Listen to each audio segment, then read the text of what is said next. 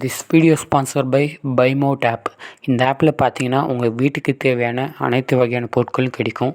அது மட்டும் இல்லாமல் நீங்கள் ஆர்டர் பண்ணால் மிக விரைவாக உங்கள் வீட்டுகளுக்கு வந்து டெலிவரி பண்ணுவாங்க.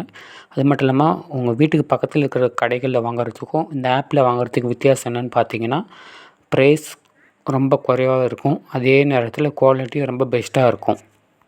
இந்த ஆப்போட லிங்க்கு ப்ளே ஸ்டோர்லேயும் அவைலபிளாக இருக்குது. அது மட்டும் இல்லாமல் நம்ம இந்த வீடியோவோட டிஸ்கிரிப்ஷனில் கொடுத்துருக்கு. டிஸ்கிரிப்ஷனில் கொடுத்துருக்கிற இந்த ஆப்போட லிங்க்கை கிளிக் பண்ணி இந்த ஆப்பை இன்ஸ்டால் பண்ணி உங்கள் வீட்டுக்கு தேவையான பொருளை உடனே ஆர்டர் பண்ணுங்கள். Hello friends, welcome to my channel.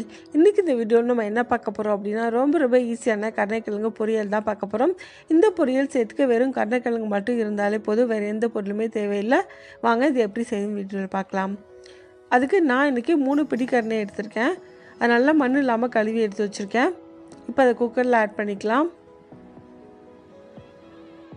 இப்போ இதில் கிழங்கு மூழ்கிறதுக்கு தண்ணி ஊற்றிக்கோங்க. இப்போ குக்கரை மூடி வச்சிடலாம். மூடி விசில் போட்டுக்கோங்க.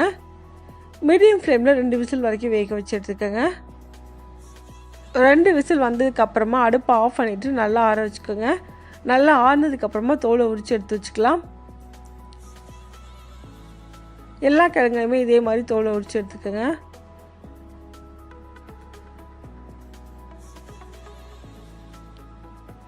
இப்போ இதை கட் பண்ணிக்கலாம். கிழங்கு ரொம்ப சின்ன பீஸாக போடாமல் கொஞ்சம் மீடியமாக பார்த்து கட் பண்ணிக்கோங்க. இதே மாதிரி எல்லா கிழங்கையும் கட் பண்ணி எடுத்துக்கலாம். அடுத்து ஒரு பேனில் 4 ஸ்பூன் எண்ணெய் ஊற்றிக்கோங்க.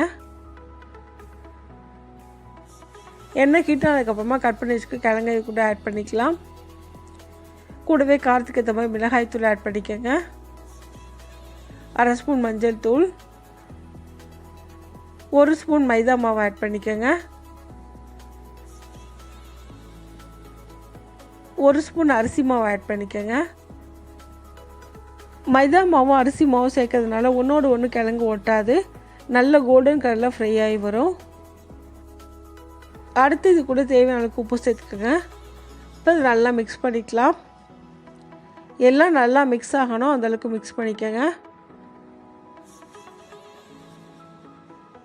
இந்த கருணைக்கிழங்கு பொரியலுக்கு வெங்காயம்லாம் கூட போடணும்னு அவசியம் இல்லை.